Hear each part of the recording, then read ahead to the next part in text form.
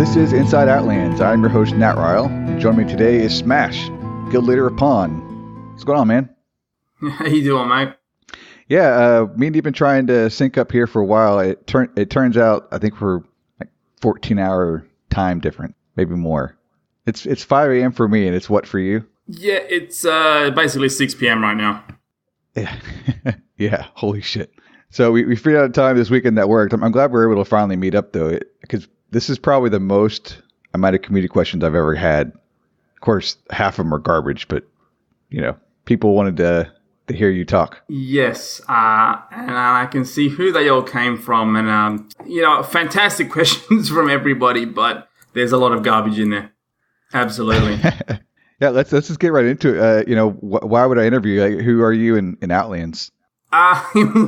We're just a bunch of guys. I mean, I was just the first one who said, let's start the guild up, basically. We came from the last shard. I mean, that's where PWN was started. It wasn't an Oceanic guild back then, but I stole the name anyway and brought it across.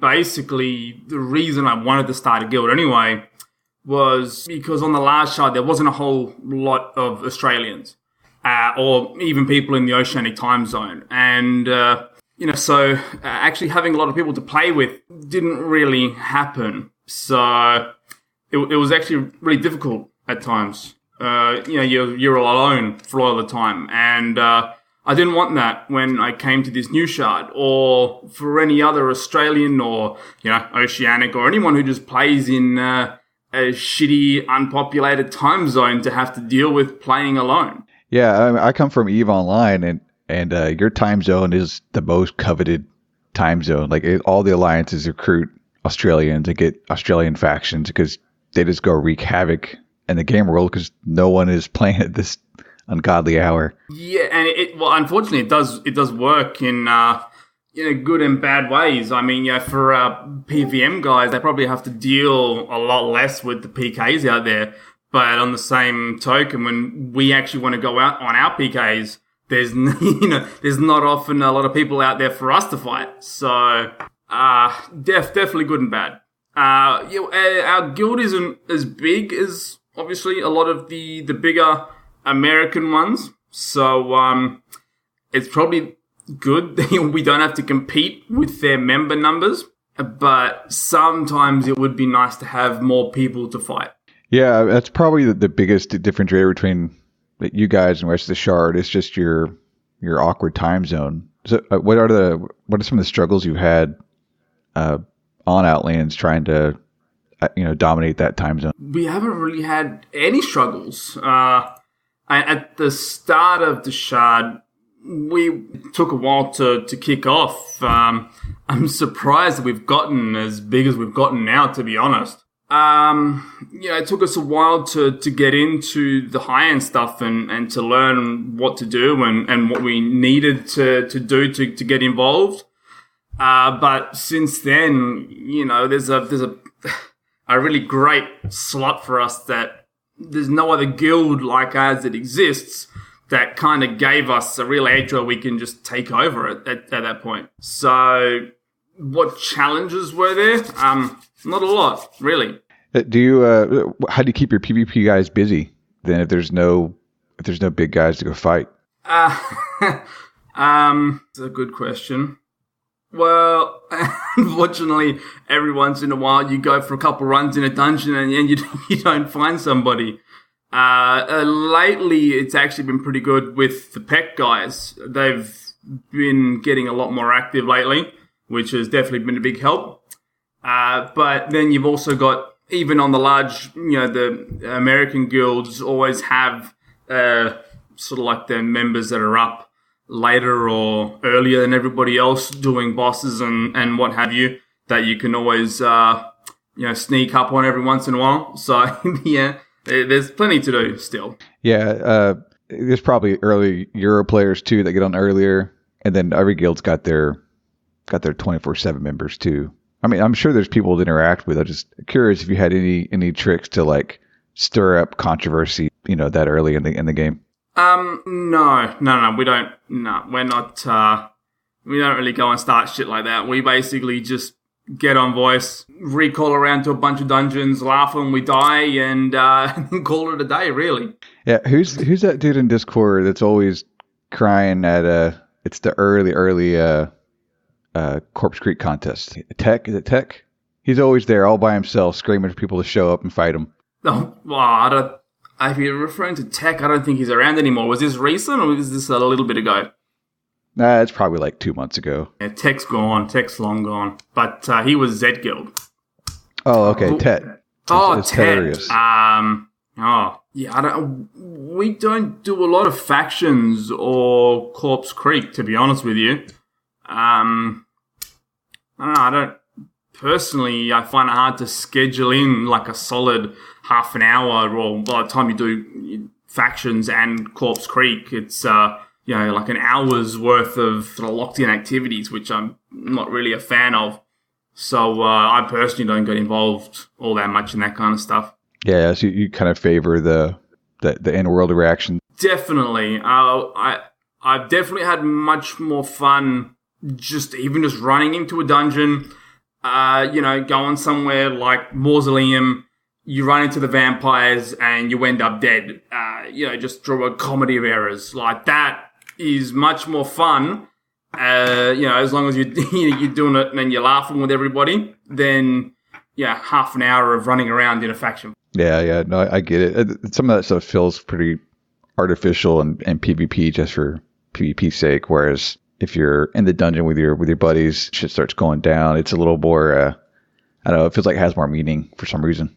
It definitely has more screenshot value, and then being able to shit talk in Outlands Discord. So you mentioned past shards. What's the past shard that you kind of spent the most time in? And I guess you said you formed Pawn there too. I didn't. Okay, so myself and another, like one of my sort of here, El Horno, we started a champ group over there, but we didn't create the guild Pwn. That sort of happened when I was on a break, and it was basically just rehashing a guild name that another one of our members had from previous as well. So yeah, I'm not the creator of the guild at all. I just stole it for Outlands. But yeah, I played on Renaissance, and before that was pretty much the first shard that I ever played. That was about 2 years, I think, I played. I played a little bit when I was a kid before that. Never played on OSI or anything like that. I don't really remember how old I was when I played, but I just played on a free Australian shard, and it was very PvP centric. I remember dying a lot, and that was about the extent of my UO experience until I got bored one day. Okay, so Renaissance. No, that's a good shard, though. People seem to... It was pretty popular. Actually, it's still popular. It still has a couple hundred players, so... Yeah, absolutely. It's not too bad. I think a lot of people will sort of gravitate towards the whole... no fluoros, no fire steeds, no ridiculous bullshit that comes with some of the other shards. The owner sort of really sticks to his guns in what he wants and what he wants for his players. Yeah, and he looks like he had some interesting content that kind of fits in with their vision too. So it's not just the base game, although that's their strong point too. Yeah, I think at some point you have to venture outside of the base game. I mean, the reason games get updates or expansions at all is because people get bored of doing the same thing every day. I certainly couldn't have played on a pure Renaissance. It's just this one publication, that's it, play that for the next 5 years. I probably wouldn't do that. Like, you definitely need to be adding content in that fits within the era. So sort of like what Outlands, continues to do. Like they add content that fits in what they've created. And as long as they don't go breaking what they've already put in place, then it'll work. And people will keep being entertained. Yeah, what drew you to Outlands then? Was it just following the population? Or was there something else? I actually had, I wasn't going to try Outlands at all. But due to work and a couple other little bits and pieces, I hadn't been playing on Renaissance for a while. I think it was about half a year. And I kind of got usurped from my guild leadership position. So I was in a little bit of a bad mood. So I basically jumped on the beta and had a look. And what initially drew me in wasn't the thought of the population or anything like that, but Renaissance is very much, if you want a PVM, you make a tamer. If you want to do the new content, which is like the Iron Man maps and all that kind of stuff, you make a very specific Dexter. If you want a PvP, you make a stun mage. There's people complain about the diversity that we have on Outlands, but there was even less of it on Renaissance, which was the biggest draw card for me. Yeah, there's definitely diversity here, but it does kind of get pigeonholed as well. But they also keep tweaking things to try to keep things viable. They have a nerf to tamers coming, and definitely, it's a little more ever evolving. There's people, if you people are pigeonholed, but then you got people like Wes who could probably make 4 or 5 just builds that nobody have thought of that can compete just about as good as any other one. So if you think outside the box, there are ways to make builds that do fine.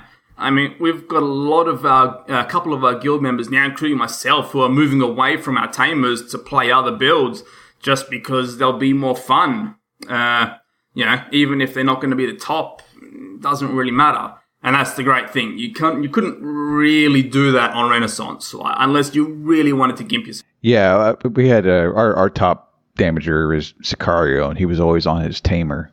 And the last 2 months, he went off on the deep end and made some crazy peacemaking build with like 50 weapon skill and 10 gold links, and that shit worked. He was having fun with it the last 2 months, and then they kind of dialed back that change, but.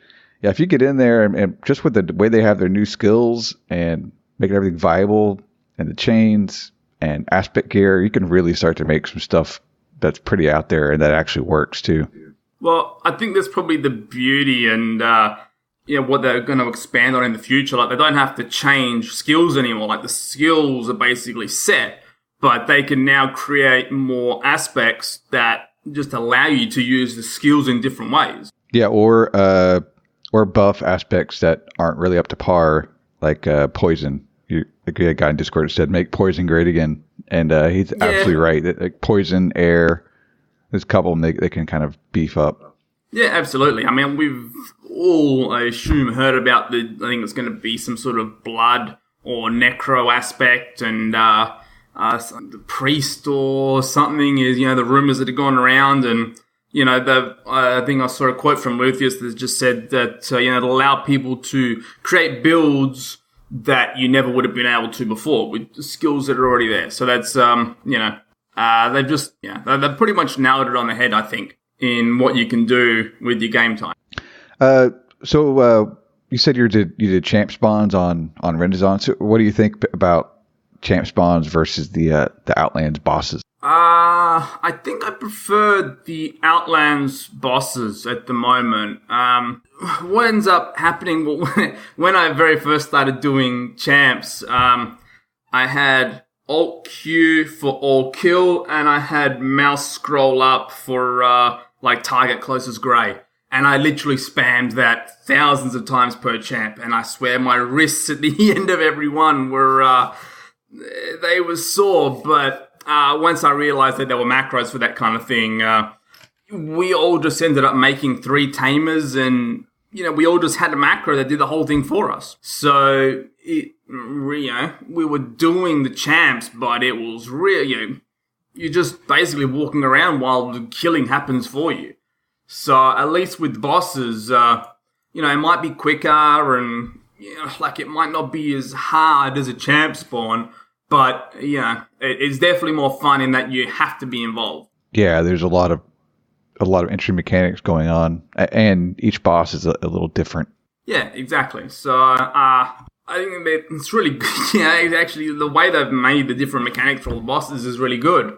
On the only other shards that I've played, they create hard boss monsters by giving them 300 magery or 400 wrestling and 200 strength. So, their hardness is just based on the fact that they punch you with 70 HP hits, or, they're triple flame striking you. That doesn't really make it a fun encounter. It just makes it a really powerful thing that's attacking you, which is a lot less fun than having to learn the patterns. And, you don't have to be or have the highest geared character to go and participate at a boss fight on Outlands if you are smart about the mechanics.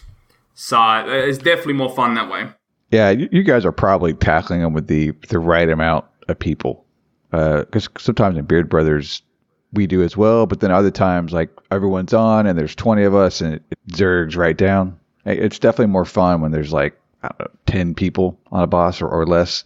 And same with a mini. If there's, like, 4 or 5, that's when it's the most fun. Once it starts getting zergy, you just show up and you blink and the thing's dead.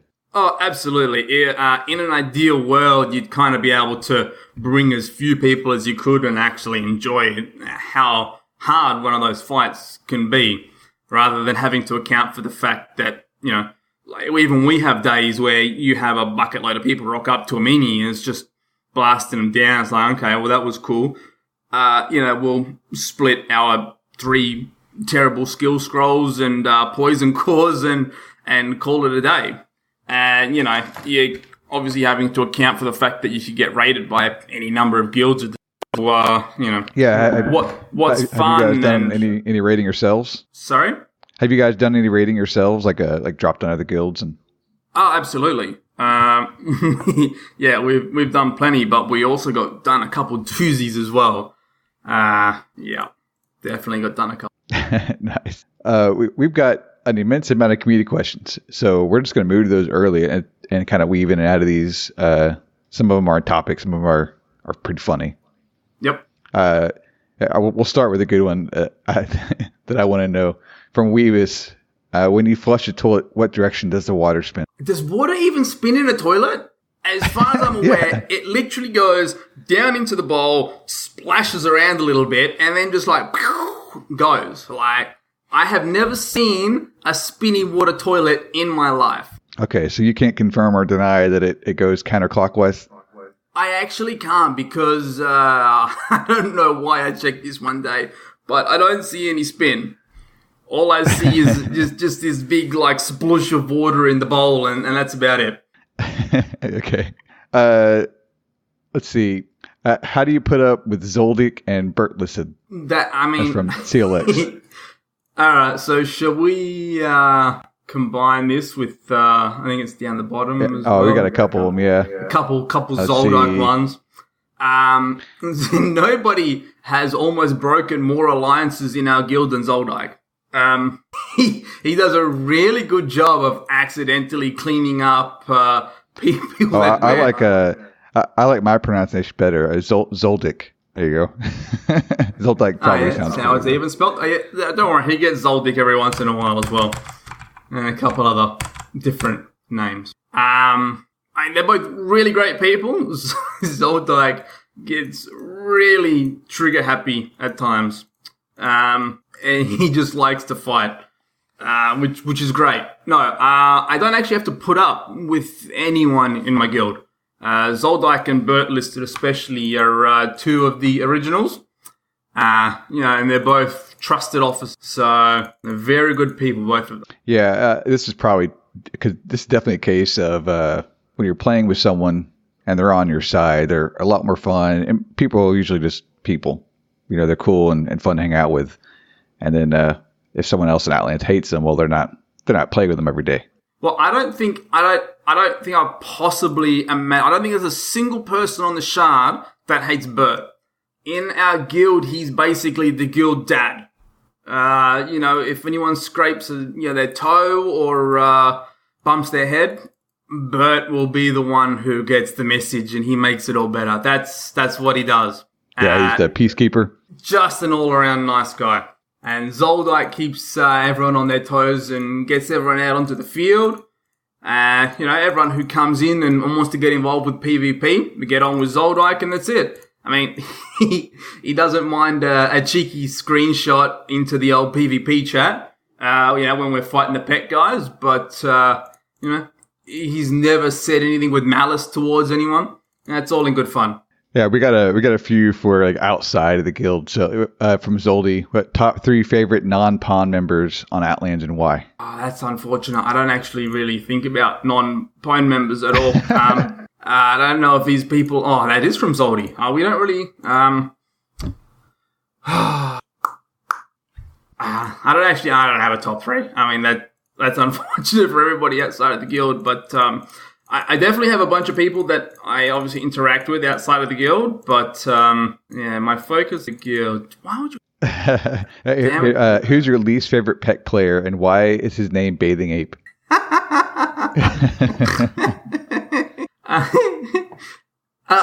He's definitely one of the better shit talkers in the PvP chat during our playtime. He's a great sort. He's who posted that? It had to be Shadowstone. Yeah, it's Shadowstone. Yeah, nah. So there's basically like a small group of people that will tend to be on at around the same time in PvP chat that all just pull the piss out of each other. Shadowstone's obviously there.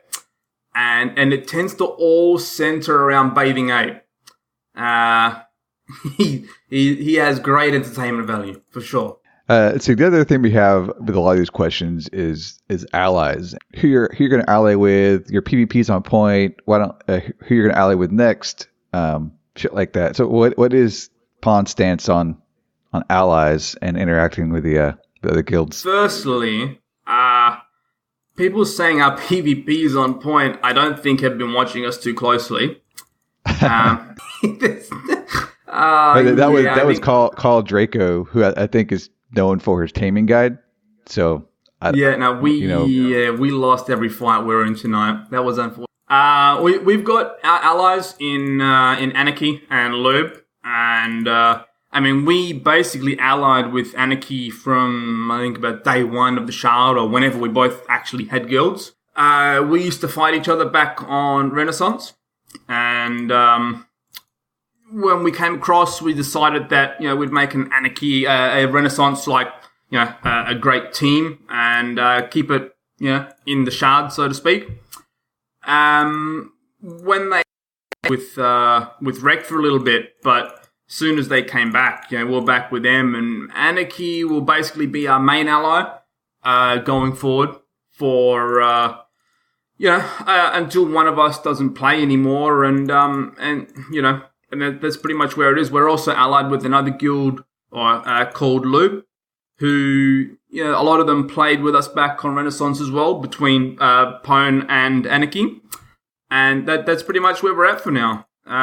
We don't really want to go making a whole bunch of alliances. Even if it doesn't work in our favor all the time, we'd prefer that there's people to fight. It's just more fun that way. We've all got friends across the Shard that aren't in our guild, but it gets kind of boring when everyone is green, and we're not really looking to get there. Yeah, if you green everybody up, there's no one left to interact with in a meaningful way other than, hey, let's buddy up, which can get pretty uninteresting. Yeah, and like you've already mentioned, most guilds can already field a good, 15 to 20 to do bosses and all that kind of stuff. Like, there's only so many things you actually need to go green for. So yeah, definitely not on the cards. Yeah, even Beard Brothers, we have one ally that's Sup, and there's not really much point to go elsewhere. We have a lot of friends, of course, but to get that close interaction, there's not a lot of need for it. There's too much going on. No, I don't know about a lot of the other guilds. I mean, a lot of people seem to get upset when they die. Like, we don't. It's all in good fun. And we're happy having fun with everybody on the Shard that wants to, whether it's teaming up every now and again, or just going out onto the field and killing each other. Yeah, well, you guys have the right attitude too. just talking about the game in that manner is makes you fun to interact with. You're not out there to ruin everyone's day endlessly, No, absolutely not. So, we want to have our own fun, but at the same token, if other people, it's not like I don't get irked when we lose. Like, I think everybody does. Everybody's got that competitive streak where they want to win. But, you can't always lose. Everyone needs to win every now and again. So, we definitely don't want to put people in a situation where they don't want to play anymore because, they're not actually having fun. That's not what, I'd like for us to be about. So. Here's a good from El Horno. He says, what are the future goals upon thoughts on mini boss camming before and after the custodian standalone mini room change? So it's kind of a two-parter there, I guess. Yep. So I've actually been really lazy, at the moment, kind of busy with work, so I've been neglecting all my GM duties. So, for now, my short-term goal is just to get back on top of everything I'm meant to be doing for the guild. Long-term, I'd like to keep recruiting every Australian or Oceanic time zone, person that we can. Just make sure that everybody that comes on has as many people to play with as they can. And I'd like to expand into the European time zone as well. Like I do hear a lot of European players saying that they just don't have people to play with. So, if we can provide the same thing for the European and UK time slot that we do for the Australians and the Kiwis and everyone else, then I'd be happy with that. In regards to the boss and the mini boss camming, I think we maybe when we first heard about the camming, we're a bit like, oh, bloody hell, look at these guys camming the bosses. And then we're like, bugger it, we'll do it too. So, we started camming the bosses. And we're doing a bucket load of them because, there's not that many people up during our time zone. Now that they've made the changes, we haven't really been doing it anymore. And we haven't really been doing a lot of minis and bosses and all that kind of stuff lately. So I think it made us lazy. And we probably got to change our attitudes from how we had it before. It's probably for the best, but it definitely requires you to be more involved than we are at the moment. Yeah, I think the way you do it now is you sit outside the room and you stealth up there, and then you kind of poke in, get the timer, and then you poke back out. And that's definitely macro, I guess, but it's a lot harder. That's just as ridiculous, to be honest. Yeah. You may as well be camming the boss from inside the freaking room. So, if they're going when you walk in, too, like the custodians will sit there and they'll unstealth you. It's definitely better. I mean, it takes more work. I don't think it's as AFK-ish as a system without this, This definitely still takes someone at the computer a little bit. Well, I think there's definitely a lot of people who are good with macros that could automate it, Even if you walk in stealth, every step you could just add, if you're in Steam, an if hidden rule, and then instantly you'd know if you've been detected by the custodian and you can just start walking out. Just any number of ridiculous things that you can do with the client that, it'd still be really easy to macro if you put your mind to it. And that just kind of makes it easier for the people who are good with macroing to access and harder for the people who are just getting into it. Which I suppose has always been the case with Ultima Online, so nothing new there. Here's another one from El Honor, why are you struggling so much to get top damage on boss results? Well, I actually went and respect my tamer to be wrestling and resist, and then I turned him red. So it doesn't always have aspect. Sometimes he just gets targeted if there's other people there. And also because I'm a mage and I heal my teammates, whereas El Horno, when he's on top, he just is like, oh, look, that guy's dying. Oh, sorry, I'm flame striking already, couldn't get you. And he pretty much just moves on with his life. Yeah, that's awesome. Let's see here. Here's one from Jaden.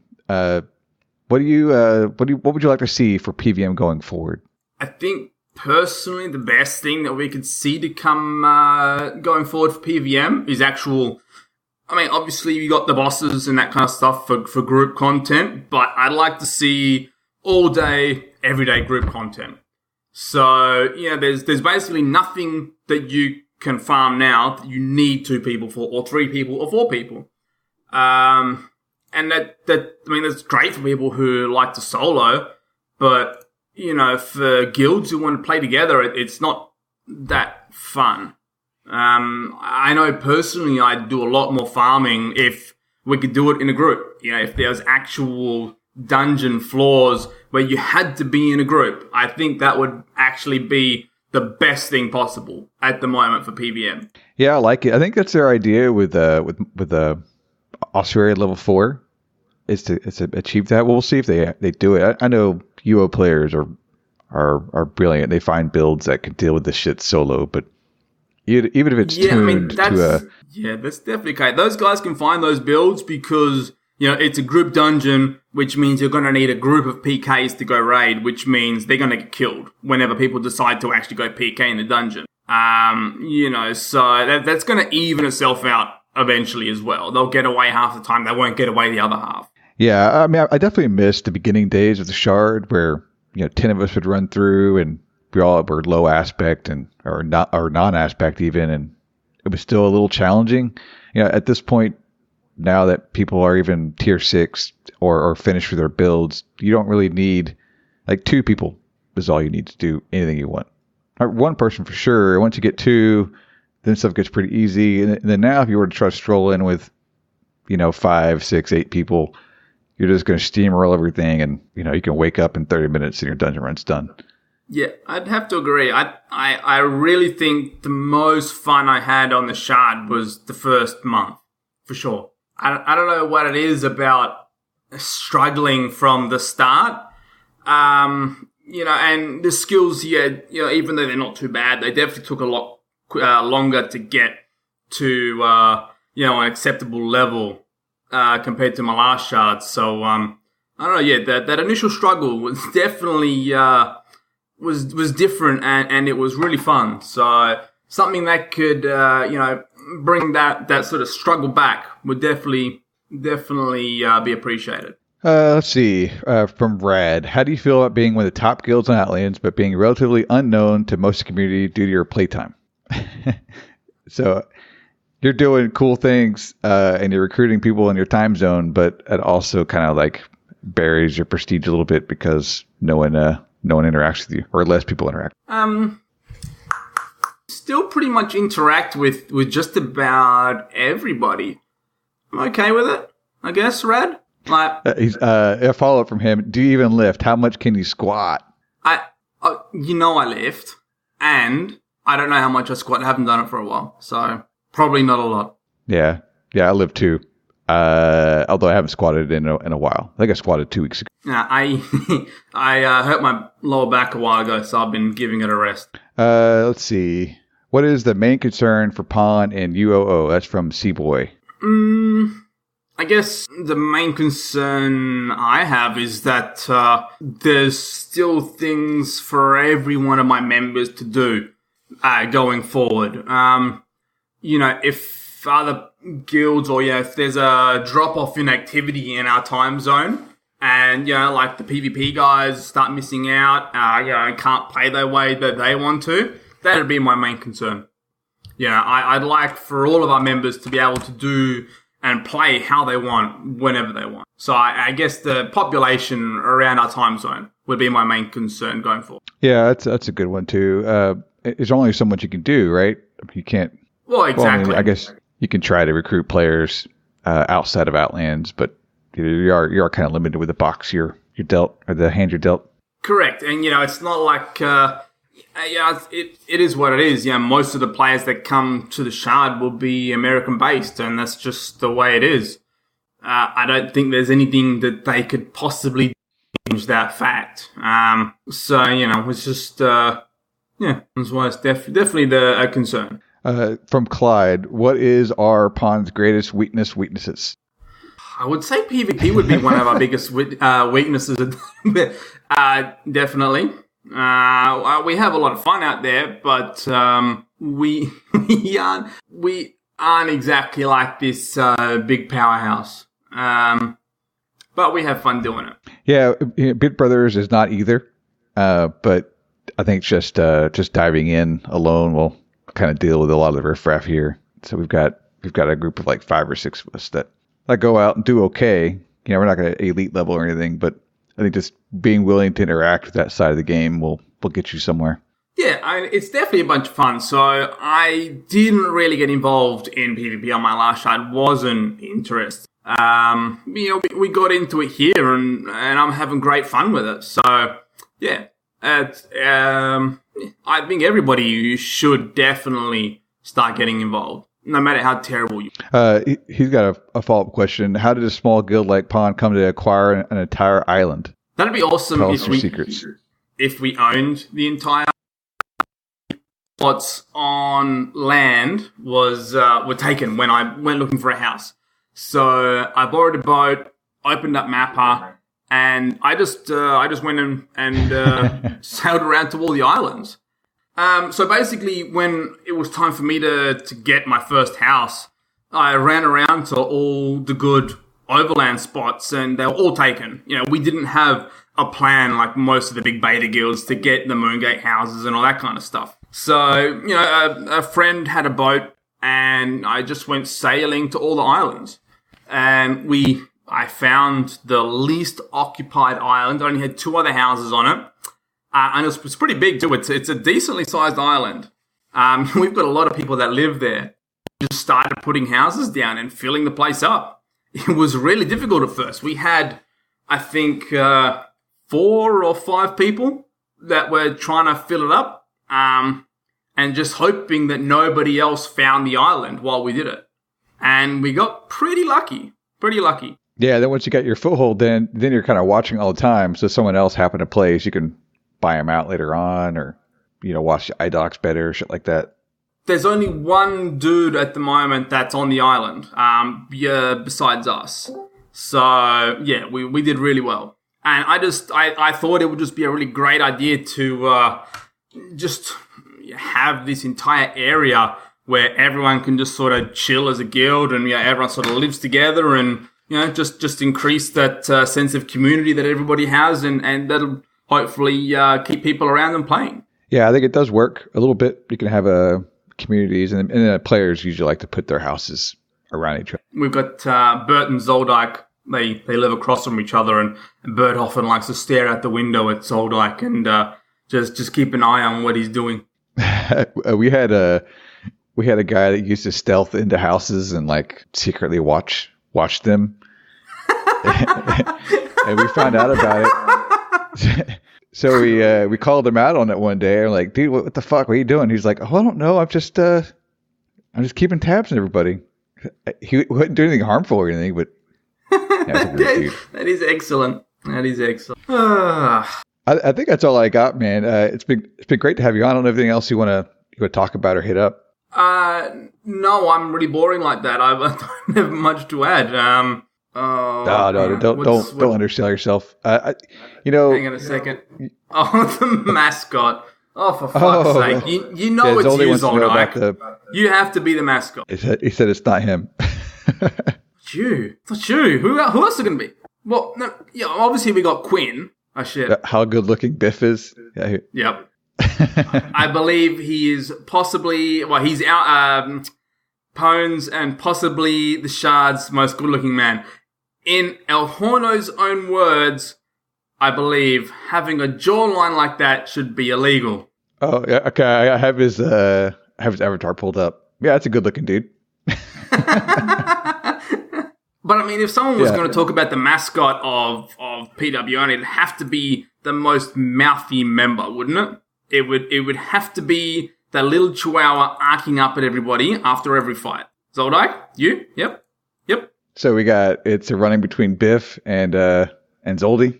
And then now they're trying to say Bert. It's Bert. So everyone wants to know the actual decision. Which one is it? Because they're all fighting for this. He's definitely the oldest. All right, man. I'm glad you hopped on. I'm glad we finally made time to meet up and talk. It was earlier for me, but I think worth it. And people definitely want to know what all you crazy Australians or Oceanic time zone people were up to on the Shard. So thanks for making the time to hop on here and talk to me today, man. Not a problem, mate.